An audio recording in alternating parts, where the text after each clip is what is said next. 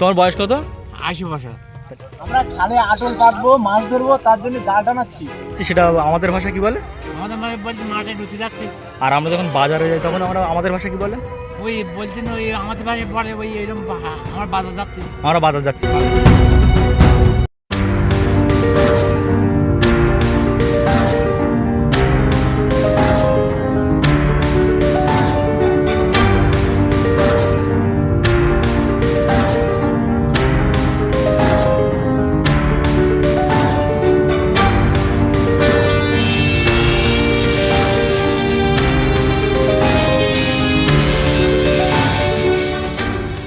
নমস্কার বন্ধুরা, তো আমি হচ্ছে রাম, আমার বাড়ি সুন্দরবন। তো আমি দেখাবো যে সুন্দরবনের মানুষের জীবনযাপন কিভাবে হয়।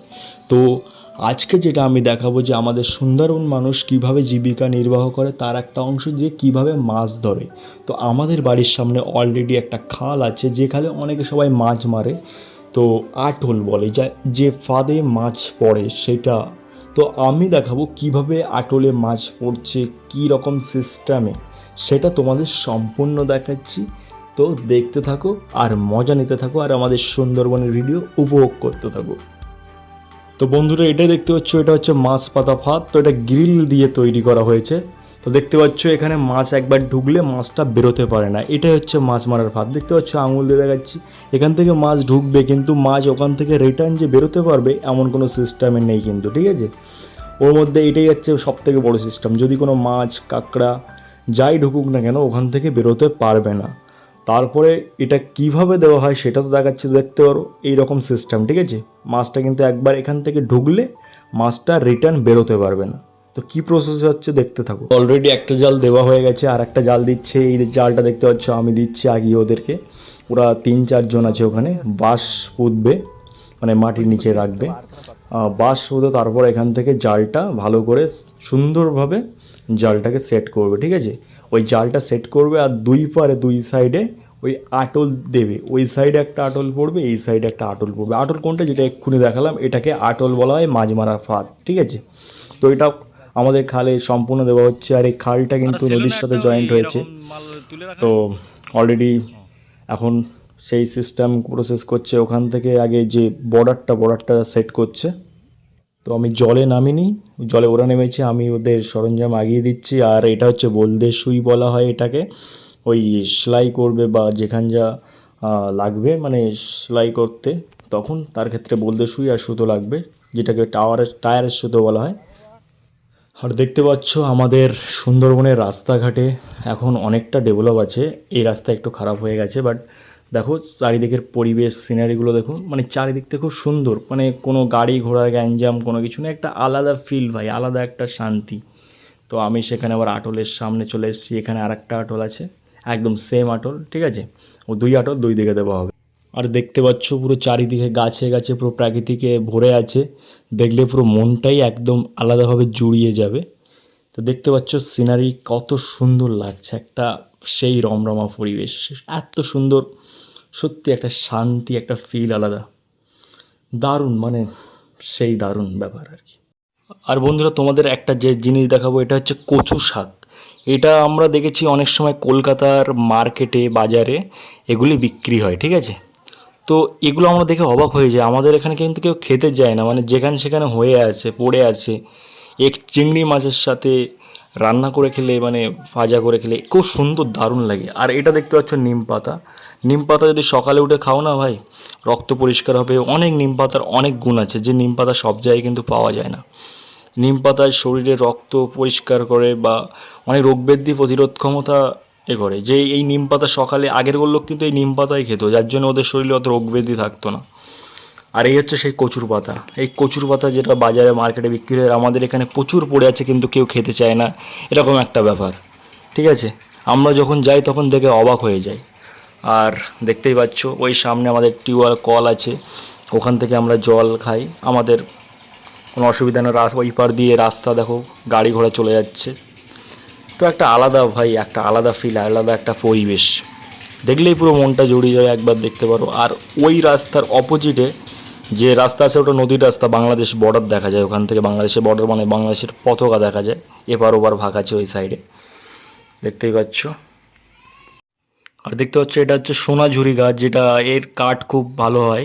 সোনাঝুরি গাছের কাঠে অনেকে খাট করে, তো এটা সোনাঝুরি, সেগুন, অনেক রকম কাজ করেছে। তো এটা হচ্ছে সোনাঝুরি গাছ, ঠিক আছে।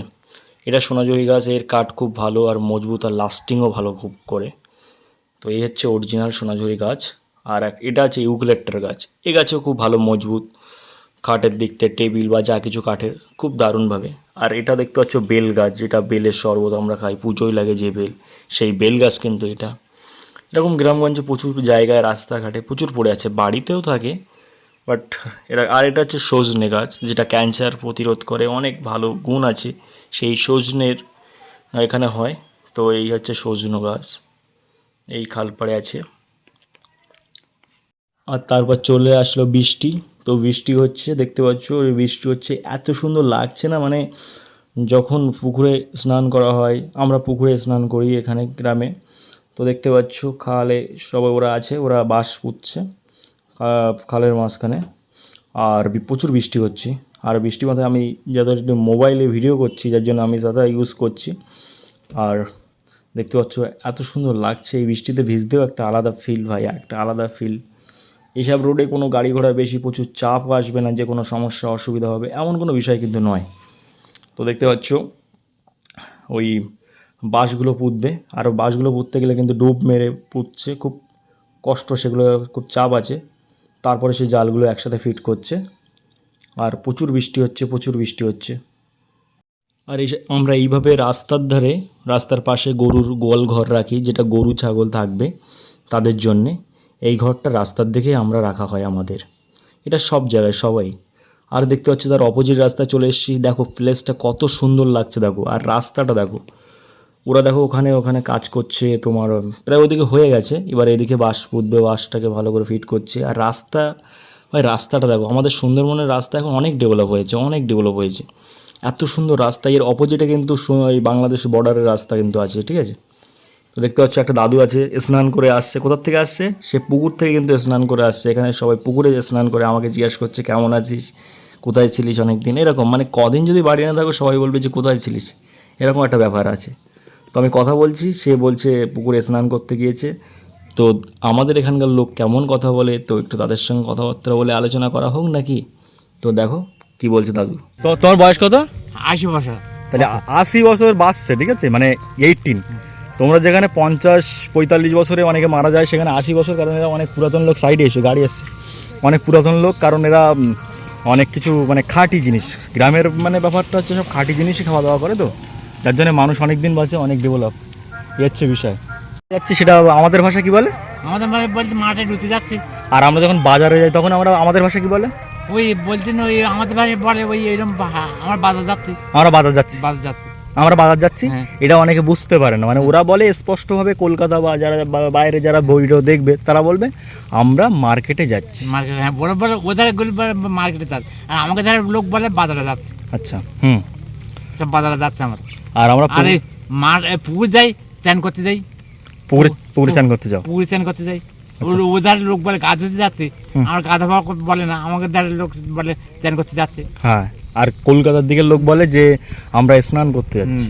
স্নান করতে, হ্যাঁ। আমাকে যে বাঙালি লোক বোঝে না, তাও আমার বাঙালি বলে আমরা স্নান করতে যাচ্ছে। হ্যাঁ, আর আমাদের এদের মানে ঘরের মধ্যে বাথরুম টয়লেট নেই, আর স্নানের জায়গা নেই, আমাদের সব পুকুরে। সব পুকুর যায়। দেখতে পাচ্ছ পিছনে এই পুকুর আছে, ওই সামনে ওই পুকুরে গিয়েছিল দাদু স্নান করতে, স্নান সারতে। ও সব পুকুর সাঁতার কাটে, সাঁতার কাটে, স্নান করে, ঠিক আছে। তাহলে এটা তোমার কাঁধে কি আছে? কাছে আমার গামছা দিয়েছে, লুঙ্গি দিয়েছে। গামছা আছে, লুঙ্গি আছে, মানে গামছা লুঙ্গি পরে আর কি স্নান করতে যাচ্ছে, চান করতে যাচ্ছে, চান করতে যাচ্ছে।